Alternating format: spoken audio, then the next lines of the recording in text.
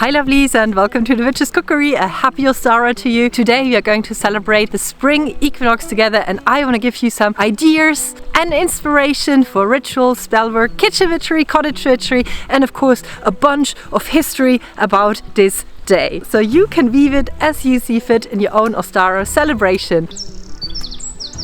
Do you hear the birds? I hear the birds. It's spring! So what are we up to today? First we're going to enjoy this beautiful early spring weather with a little herb hike through the forest, gathering some ingredients for what we will later need in our Ostara egg spell that you can also use as a little cute seasonal altar or house decor or enjoy at a picnic. Next I want to share a little bit of all the wisdom about the different fertility symbols of the season. We are also going to do an Ostara ritual together, and last but not least I also have the most delicious but very easy kitchen witch baked good, especially for the holiday, where you can also weave a little bit of spell work in, and I'm gonna show you how. Alright children, let's not dawdle, come on!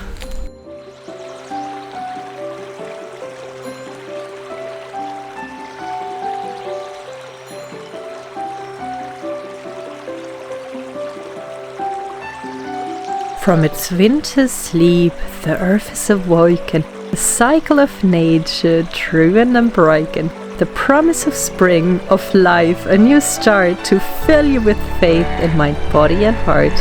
The perfect wheel of nature keeps spinning with proof that an ending is just the beginning. Rejoice in the season, may it fill you with peace, and may the blessing of nature for you never cease.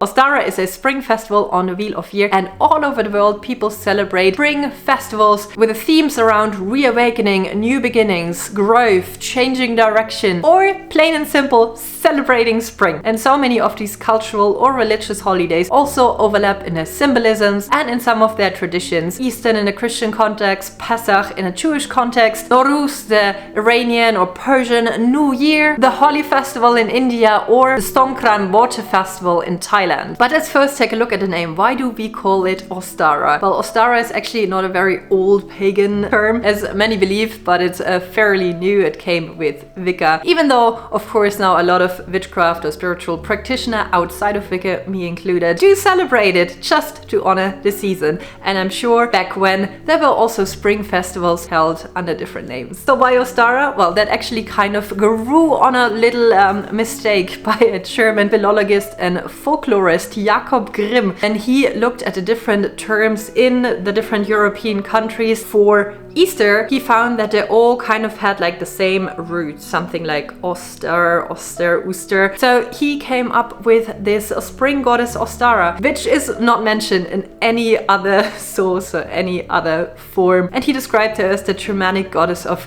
spring and of the rising sun. Keep in mind that in that time, those type of folklore and stories were very much en vogue. So people just gobbled that up. However, what is believed now is that Ostara or Oestre was probably more like a surname or a prefix to a main Germanic goddess, for example Freya, for this time of year. Similar to Odin, that is also known as Yolnir during Yuletide. So all the Ostara tales and lore and stories that you might have heard are actually not rooted in old pagan historic stories, but more tales of the newer age. But what does that matter? It doesn't matter at all. You believe whatever you want, you celebrate whatever you want. And personally, when I go through the spring forest, I do like to imagine a beautiful lady in a flowy dress sprinkling petals too. You can honor the season however you see fit. And speaking of forest walks and the reawakening life, now if you go outside you really see like first blossoms on a tree, the fresh herbs sprouting from the grass, and the sense of the earth reawakening from winter slumber from the bare trees. You now get the first green, and it's like the most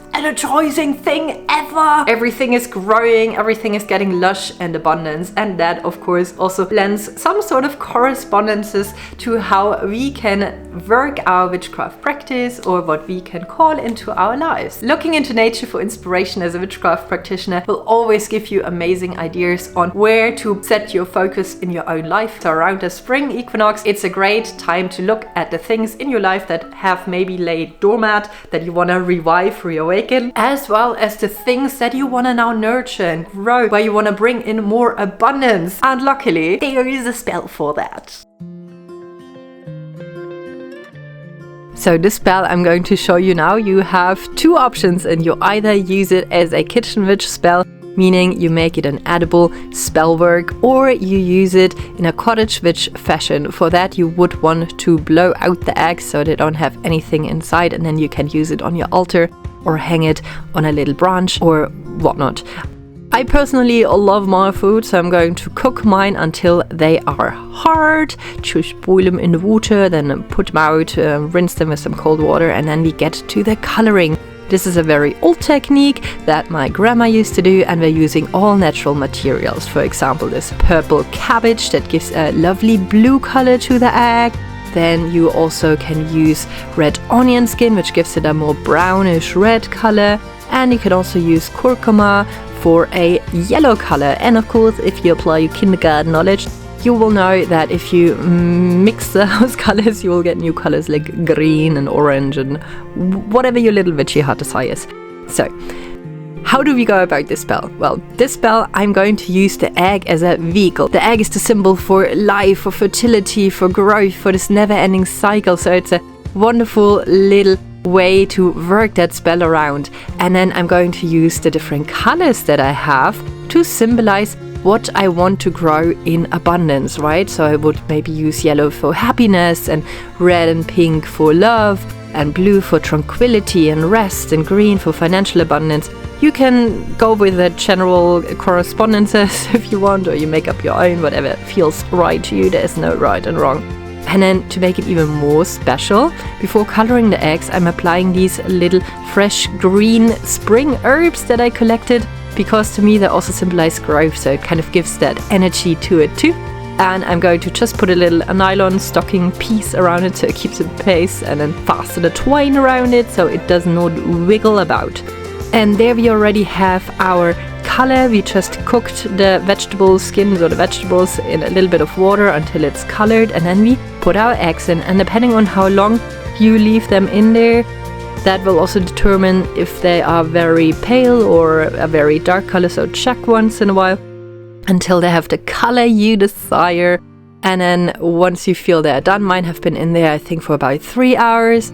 I quickly rinsed them in water, which is not really necessary. I just didn't want to stain my wood table. I did anyway, but I don't know what was going on in my head. Anyway, then you just remove that stocking and the herbs are still in place. Lovely, lovely, that's what we like to see. You pull it off and look at that, a lovely little natural pattern. I think those look so cute. So you can eat those at your Ostara picnic, or if you had hollowed them out, you can just like hang them on a branch and have that wonderful spell. Obviously, you can use that spell for yourself, or you can also give it away as a lovely gift, a little Ostara blessing. I hope you enjoy.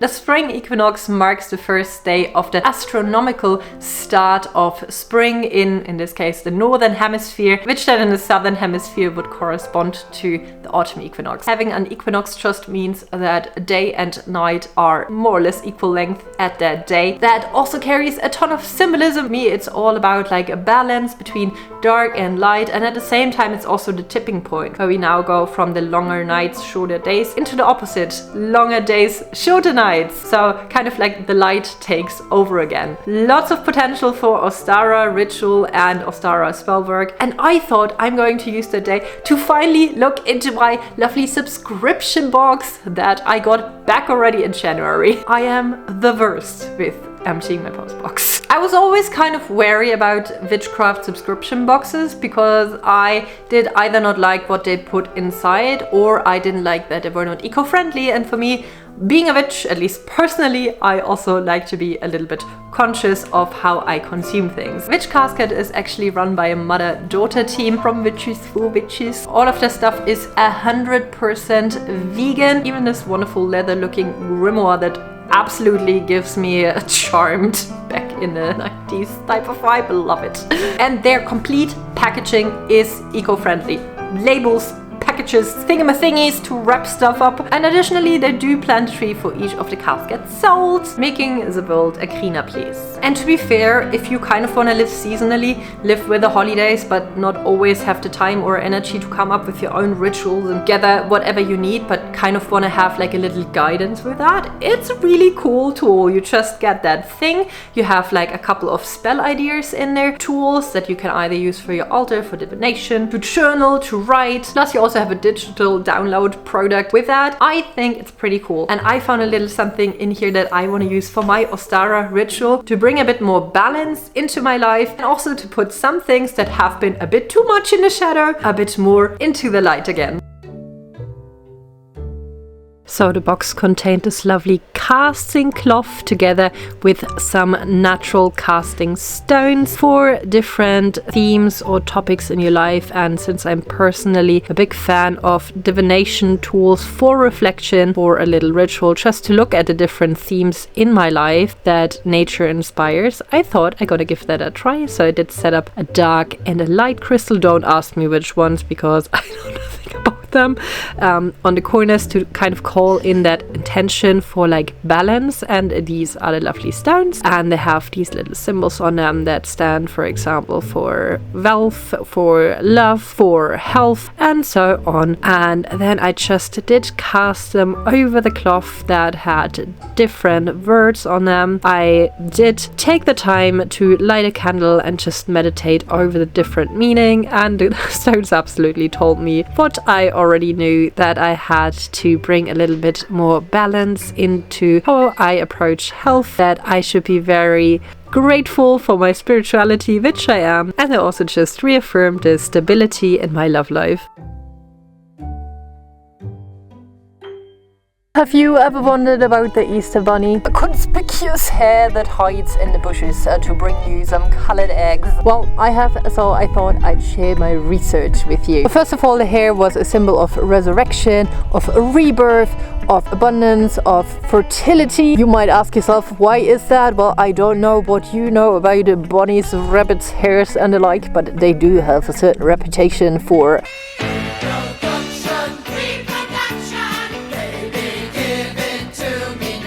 And also back in the times, people for some reason thought that the hair was a hermaphrodite, so it kind of could fertilize itself. So it was the symbol of immortality and of constant rebirth. Not a scientific fact, just what people believed. The first actual mention of a Easter hare, the Osterhase or Easter bunny, was in 1683 in the part of the German-French border, where it was first documented that there is the tradition of the Easter bunny hiding eggs. And back in the days, he was not the only one with those gracious gifts, but there were many other animals associated with it, for example the fox or a couple of birds. But why did he even gift eggs? Well, eggs, another symbol of fertility, of abundance. They were eaten for that reason, they were gifted for that reason. And if you have been growing up Catholic, then you might also know that already since the 4th century it was such an integral part of Easter Mass to bring your egg basket or your breakfast basket to church. People still do that today to get it blessed, to bring fertility. A little bit of Catholic kitchen witchery right there. And it's very likely that those sort of traditions have been there way before then.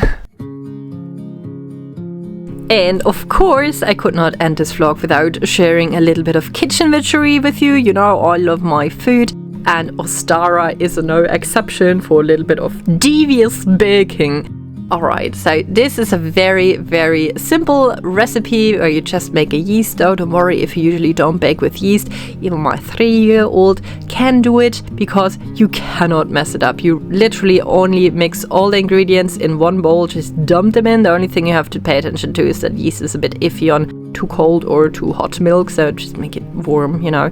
And for the rest, you just need to knead it into a ball and then let it sit for an hour, covered preferably, so she doesn't get cold. And that's it, really. So what are we actually doing? We're making little nests, like little birds' nests. They're like bread, depending on how much sugar you want to put in there. They're like very sweet or more on the savory side. The amount that you can find down in the description box will give you slightly sweet bread that you can eat absolutely with jam, but will still also taste good with a little bit of cheese on it, you know?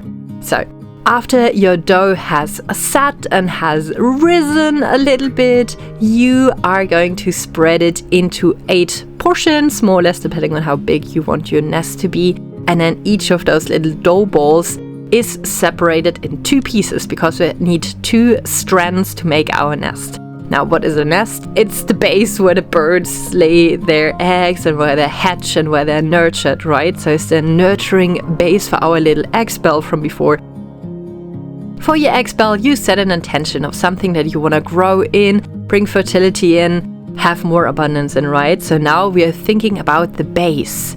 And there, while you're making this, while you're rolling out the dough, while you're making it into those 2 long strands, just like work in your foundation. Think, hey, in order to achieve what I want to bring in, what 2 things do I already have in my life that are fertile to that, that are nurturing to that? And it can be a mindset that you have, a habit that you have, people in your life that you have, an environment that you have, connections that you have, a belief that you hold. It can be so many different things.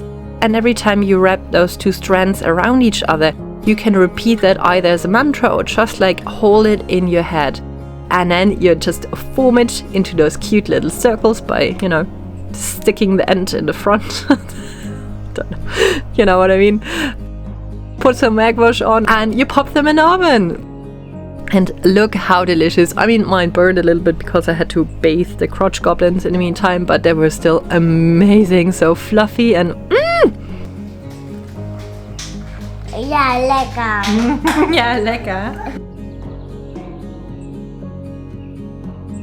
Mein Körper findet es lecker und meine Muskeln, mein Kopf und mein Skelett und meine Beine. Sehr gut. Alright, my lovelies, I had a wonderful time with you today. Enjoy your Ostara and have a happy spring equinox. Bye!